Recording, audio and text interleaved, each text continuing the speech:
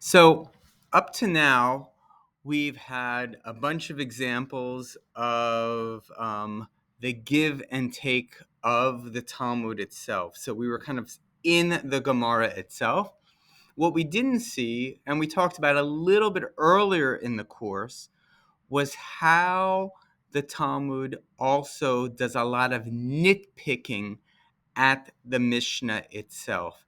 How the Talmud kind of looks at all these different, and actually I'll go to the end of this unit just for a second to remind you of all those different things. Sorry. Um, all these different things that if we understand that every word of the Mishnah and every remark that's spoken, every act is carefully weighed and measured. That means we can draw out lessons from what the Mishnah said and what it could have said but doesn't. We can draw out lessons from how the Mishnah says what it says, why one word and not another. We can draw lessons from the order that the Mishnah says what it says. We can draw lessons from the fact that the Mishnah says something that seems so obvious it doesn't need to be said. We can draw lessons from the way a Tana does act and doesn't act. If one Mishnah says one thing, another Mishnah says another thing, we want to know why. If two rabbis disagree in a similar way that two other rabbis disagree, I want to know why. If the same rabbi has different opinion in two different Mishnahs, I want to know why. If the Mishnah doesn't make sense or has words and phrases and customs that I'm not familiar with, I want to know what they are and why. If the Mishnah is not the same, not said in the name of a specific rabbi, I don't want to know who actually said it. So all those things are going to be kind of important pieces for what we're studying next. And I'll kind of place that one of those slides kind of right up at the front here as well, because I think that's going to help us kind of frame what happens next. Because what we're doing now is we're going to look for the first time at an interaction between a piece of Mishnah and kind of how the Talmud looks at it. And this is all going to be in preparation for the piece that the kids are going to do in making their own piece of Mishnah and Talmud. Because how the Talmud interacts and nitpicks at the Mishnah is going to be really important. And you're also going to see that one of the things when we do that unit, we're going to be able to bring in all of those typically Talmudic kind of characteristics, and we're going to say, like, you're going to get more points by including more of those typically Talmudic characteristics. So we're going to make sure that everyone has a piece of Agadah in their Talmud piece. We're going to make sure that everyone has a piece of Shaklavataria in their Talmud piece. We're going to make sure that that everyone has a question of citing the source of where does this come from, where does this where is this from in the Torah, and then kind of a source that in some way supports that. So we're going to try to bring in as many of those pieces, as possible. We're going to try to bring in the idea of a bar palukta, so that there's one person you kind of keep on arguing with over and over and over again. So really, I hope up to this point has prepared us for then. So we're going to take a look at kind of a nitpickiness of his Talmud, and in a really interesting kind of case. Okay, so here's the first. So this is from Bava Batra 2a and 2b, and since you bring up this funny word Bava, it's just nice that actually it's the case of the divided courtyard. And what is a Bava? What's a Bava, and why are there three Bava books? Well, it just so happens um, in um, in the Mishnah book, there's 6 books of the Mishnah. One of those, right? There's Zmanim, Zraim. There's Moed. There's Nashim. There's Nizikim. Nizikim is damages, and damages are divided into 3 different Talmud books: Bava Kama, Bava Metzia, and Bava Batra. Bava Kama, Bava Metzia, and Bava Batra. So the first gate, Bava Kama; the middle gate, Bava Metzia, like Emsa; and Bava Batra, the last gate. And so this is from Bava Batra 2a, 2b, right in the beginning of the mission. And just so you know, one of the things that Steinsaltz says is a typical characteristic of the Talmud is in the beginning pages of the Talmud. First of all, there's no page one, right? And that's a nice thing to point out to the kids. There's never a page one, just like there's never just like the Torah begins with the letter Bet. There's never a page one or Aleph, because it's something very spiritual and mystical about that. There's never a real beginning. You can always go in this direction and that. Okay.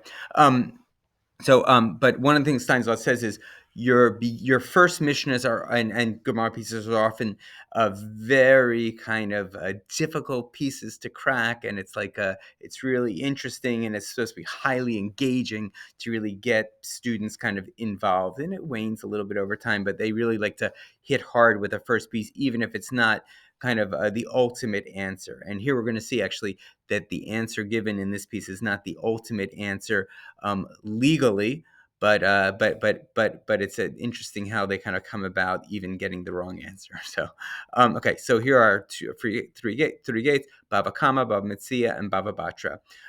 So here's the case of. So here's the question: look at the courtyards or a chatzer. So this is a chatzer in Hebrew.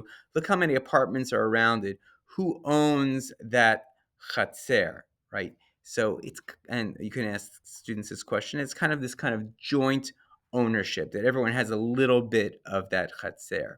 So in the time of the Mishnah, there's a fact, a chatzer was a courtyard in the front of a home. This is where a lot of activities were commonly done: cooking, unloading, animals, business dealings.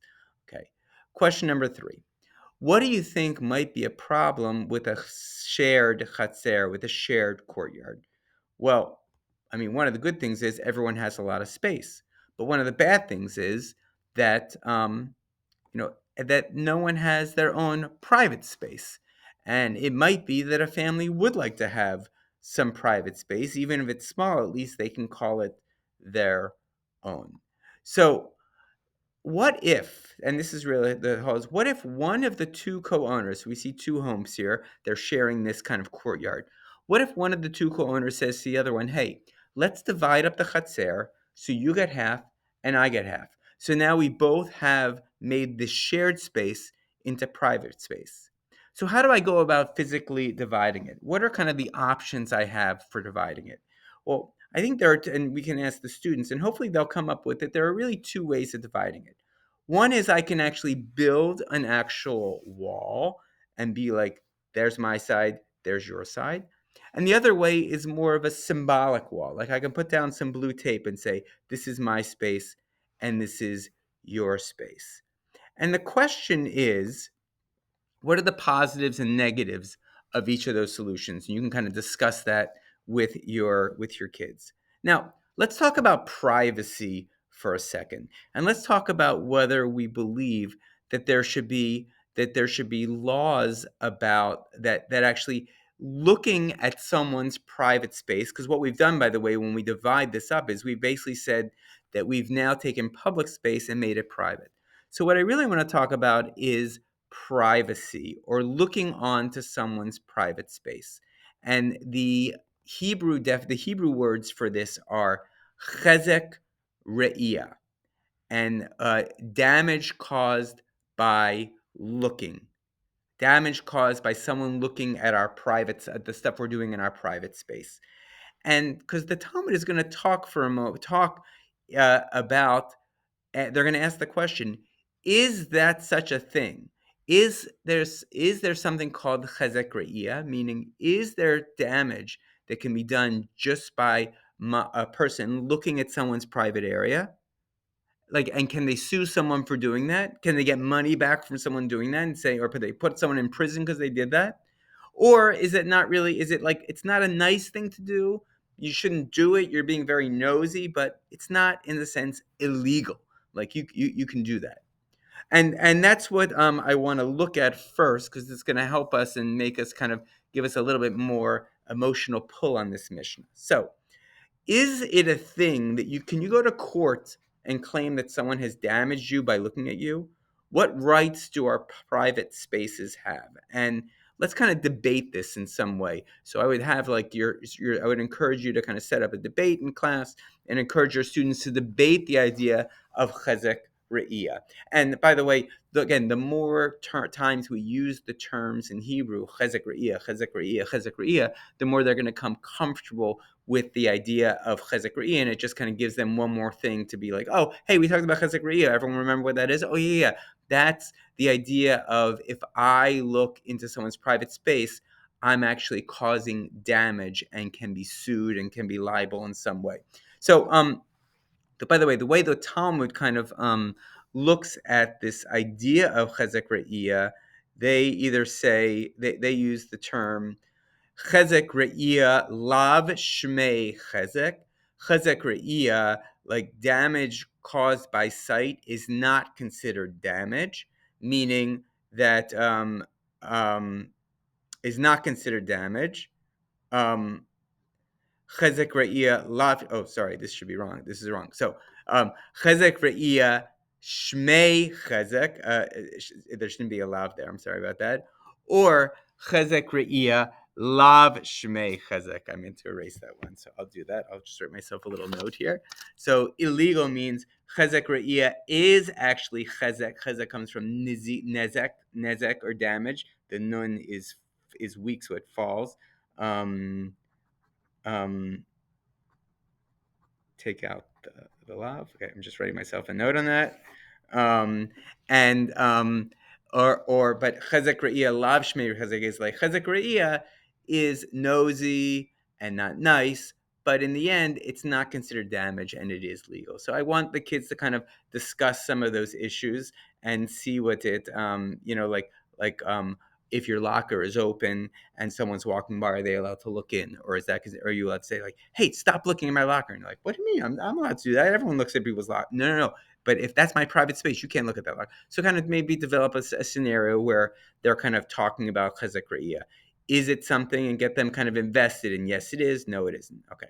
So now I want to ask them the following question: is of the two ways below to divide a courtyard by blue tape or an actual wall, which way would prove that looking into private space is illegal? If we force someone either to use blue tape or we force someone to use an actual wall, which one would it be?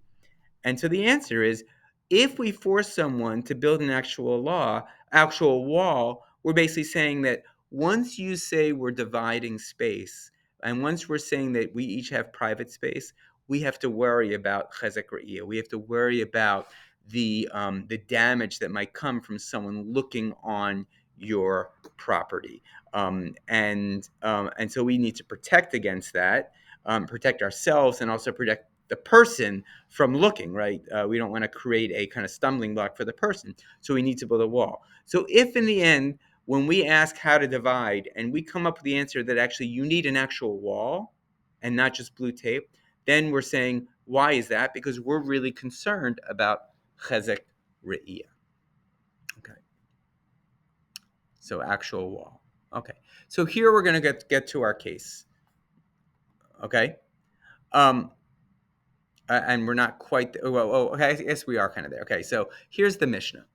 Two owners of a courtyard want to make a mechitza, and I specifically kept the word mechitza in Hebrew because that's going to be one of the things we're going to be talking about is what is a mechitza.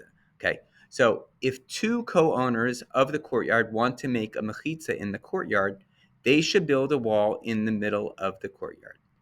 And by the way, what you're going to see here is an example of the Talmud really digging into a question of what does this word mean? They're being so picky, right? What does this word mean? What does it mean, mechitza? And what are the ramifications of this word of meaning one thing over another thing? Okay, here we go. By the way, this right here, whenever we begin a new Masechet, a new book, so we're beginning the book of Bava Basra on page Bet, we always begin with such a nice little word here, Hashutafim, which are partners, right? Right? It's very pretty. Okay, so here we go. So question, if you were the rabbis of the Gemara, what questions might you have about this one line of Mishnah? Try to think of many possibilities. And hopefully one of the things I'll come up with is, what does the word mechitza mean? two owners of the courtyard want to make a mechitza. Now, by the way, you can show them a picture of a mechitza in a synagogue so they can see what these days mechitza looks like. But for some reason, they weren't 100% sure. There must have been many meetings of mechitza that they weren't quite sure. Okay, good. So a main question that our Talmud is going to ask is, what is a mechitza? And they're going to give two possibilities. They're going to say, well, mechitza could mean a wall, but it could also just mean a division, right? So who cares, right? Who cares?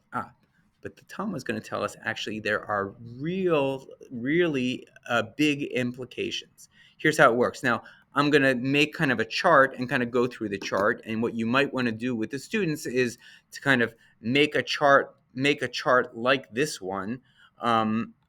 Make a chart like this one and kind of hand it out to them and see if we can go through it, right?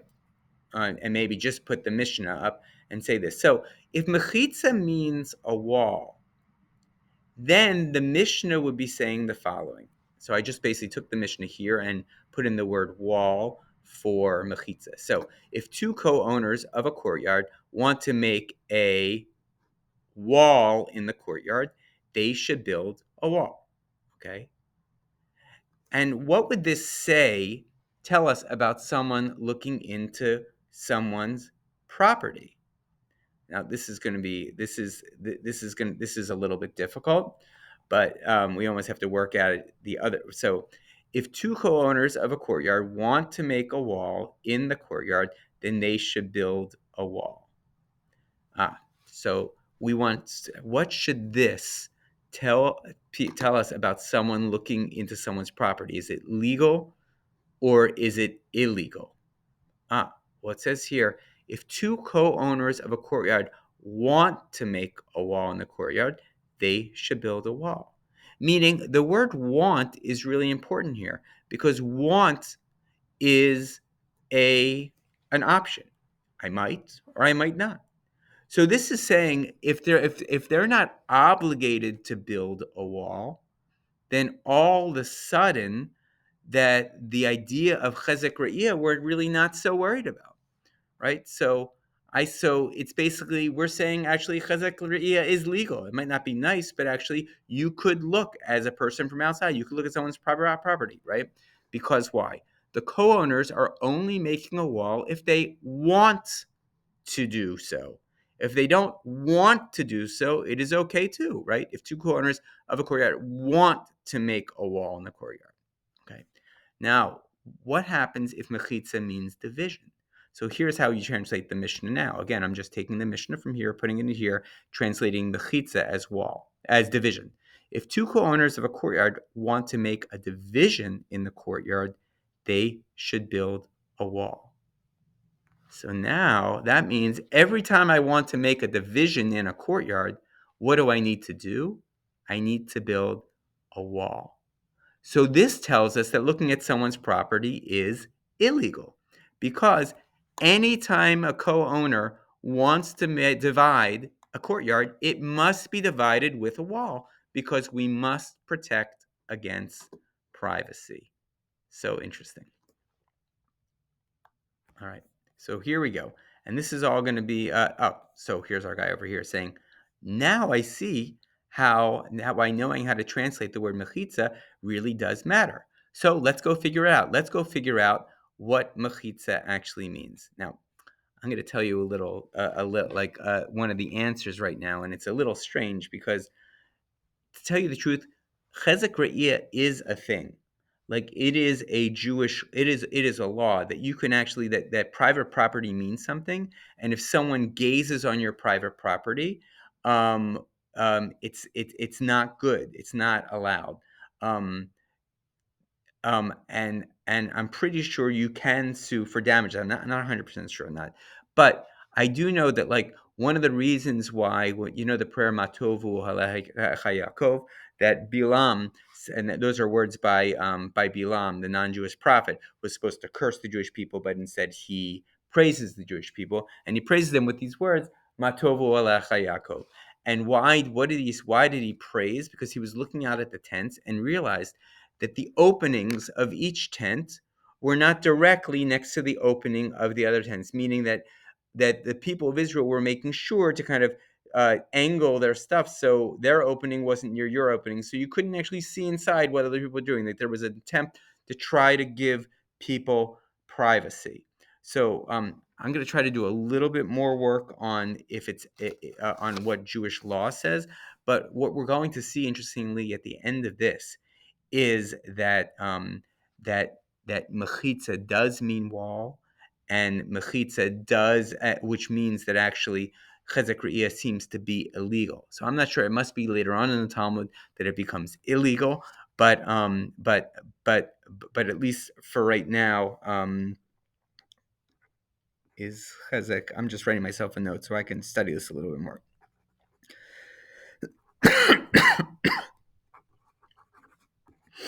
I mean, it might be a bad thing, but it might be not something that you can actually bring someone to court for. But it might be just something that we try to push people away from.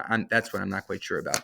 But it doesn't really matter at this point. I mean, the kids are invested in it. They might be upset to hear that actually, it's nosy and not nice, but it's not actually, at least at this point in the Talmud, not actually illegal. Okay, so here we go. So our guy here says, now I see why knowing how to translate the word mechitza really does matter. So let's figure out what mechitza really means. So here we go.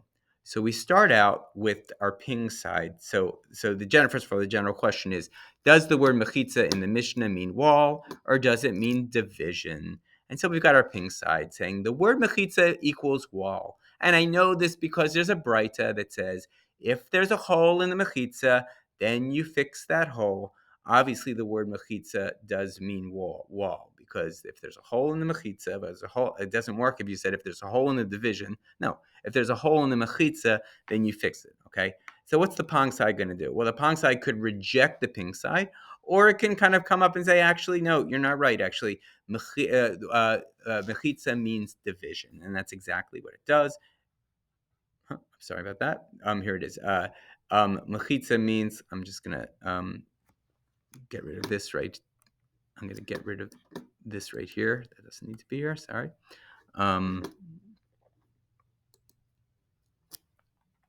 Okay. So,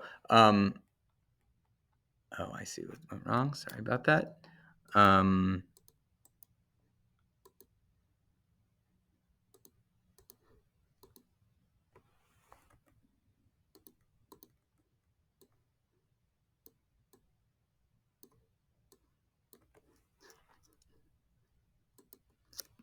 Okay, and this is exactly what you do. Actually, the word mechitza means division. Like it says in the Torah, the mechitza that this group received for winning the war was 2,000 sheep, right?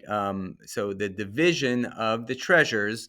So obviously, the word mechitza means division, the mechitza of the treasure, right? So that's what they use as their proof text. Right, the part that this group received. And so basically we would say, if someone wants to make the courtyard into parts or into divisions, then we would build a wall. So the ping side's going to come back, and what are they going to do? Well, they've got a couple different possibilities. So the ping side is going to actually show that the wording of the Mishnah becomes really weird if we understand the word mechitza to mean division.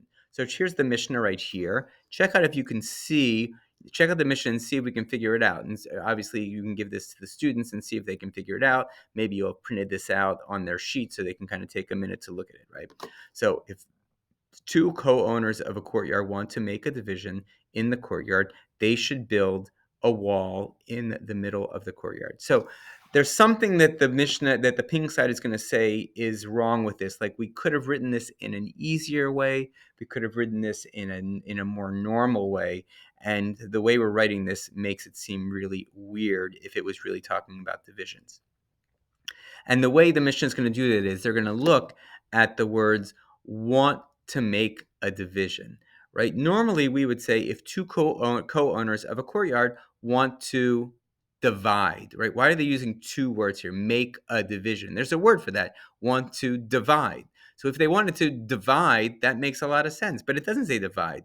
It says make a mechitza, right? So it's weird. And so right? So here's how I wrote it out. Here's the problem. If mechitza does mean division, then why does the Mishnah state if two co-owners of a courtyard want to make a division? That's just weird English. If the word mechitza really does mean division, then the Mishnah should have said if two co-owners of a courtyard want to divide that courtyard. This proves that the word mechitza can't mean division; it must mean wall. So basically, they're saying there. So we have mechitza means wall, mechitza means division. No, mechitza can't mean division because look at the wording of the Mishnah. The wording of the Mishnah just shows us that it really can't be. It's just weird English. Interestingly enough, so what's the Pong side going to do? Well, the Pong side could go ahead and say, actually, it's really good English. Or the Pong side can say, oh, you think our English is weird? Well, check out your English, Ping side, if you use it as wall. And that's exactly what they do. They say, the Pong side will try to do the same kind of thing that the Ping side just did. It'll try to show that the wording of the Mishnah is really weird if we understand the word mechitza to mean wall. Check out the Mishnah to see if you can figure it out. So it's right here. If two co-owners of a courtyard wanted to make a wall in the courtyard, they should build a wall in the middle of the courtyard. This one's a little bit easier than the other one, and hopefully you can kind of point to kind of the words wall and say in normal English, how might we have said that? And they might see that it should be if two co-owners of a courtyard want to make a wall in the courtyard, they should build it in the middle of the courtyard, right? Why does it have wall and then wall? One of those is wall and the next one's it, right? And that's exactly what they're going to say. Here's the problem. If the mechitza means wall, why would the Mishnah state if two co-owners of the courtyard want to make a wall in the courtyard, they should build a wall in the middle of the courtyard? That's just weird English. If the word mechitza really does mean wall, then the Mishnah should have said if two co-owners of the courtyard want to make a wall in the courtyard, they should build it in the middle of the courtyard. This proves that the mechitza cannot mean wall and must mean division instead. So here we have so this is a great little piece of Gemara of Talmud. We have the word mechitza means wall because I've got a bright that tells me no. The word mechitza means division because I have part of the Torah that tells me that. Well, if mechitza means division, the Mishnah wording is really weird. But if the word mechitza means wall, then the Mishnah wording is really weird. So if we stop right here, we have no answer, right? A ping to a pong. We have a ping, then it gets a pong. Done. We have a ping, then we get a pong. Done. So what are we going to do? How are we going to win? And the ping side's going to win right now. But how is it going to win? It's going to do something here to win the argument, right? And what is that something? It's going to have to show us or prove to us, and you can ask the students, how is it going to win the argument? See if anyone can figure it out. It's going to have to prove to us why it is that the Mishnah used weird English here. Why it is that the Mishnah uses the word wall twice, right? And that's exactly what it's going to do, right? So the ping side needs to show why the word mechitza does mean wall and why the Mishnah would have decided to use the word wall instead of it when the word is repeated. Can you offer an idea that they could come up with? And here's the answer. I get that it appears weird to have the word wall twice, but the Mishnah wrote the word wall again for a real reason. The Mishnah wrote the word wall a second time instead of the word it to make sure that everyone knows that when a wall is built, it must be a really solid, strong stone wall and not just a flimsy wall. Now, by the way, the first time we're saying wall, we're calling it mechitza. The next time we're calling it a wall, we're calling it a kotel, because right. So it's not really the exact same word that's being used. It is a different word, but we're just saying that when you decide to build the wall, the first is kind of a general type of wall, and the second time you're saying it's not just a general type of wall, but it is a sturdy wall because it could have been built with unsturdy stuff, right? It's kind of ambiguous. So basically, the ping side is saying, your mechitza is division. That's weird English. This might be weird English, but it's weird English for a reason. And so we basically end our piece saying the following. We end our piece saying The word mechitza means wall. That means that when someone wants to build a wall, they build a strong wall. But there's also a possibility they don't have to build a wall because, and that's kind of bringing up the possibility that maybe actually hezek reh-ee-ah is not really hezek. That actually damage due to causing to sight is not really and truly damage. Again, we'll have to investigate that a little more, and hopefully I can give you some answers to that question because the students might come up with it. And so, again, like we always do, try to see if there's some kids that can recite the entire Shakla V'Tarya, because that's kind of a cool skill to be able to do. 1, 2, 3, 4, 5. This is a beautiful piece of Gemara. It just makes it's very logical. And then we're kind of going back to this other piece of how we said that once we made the claim that the Mishnah is as important as the Torah, it means we can be so nitpicky about the Mishnah in the same way that Rashi is nitpicky about the Torah. And just like we began the unit with all these different possible ways of being nitpicky, let's kind of go through and say, is this what the Mishnah did? Is this what the Talmud did in our case here about the dividing courtyard? Is this what the Talmud did? Is this what the Talmud did? Is this what the Talmud? Is it right? And then this will really put us in great shape for our next unit, which is creating our own Mishnah and Talmud. All right. Thank you.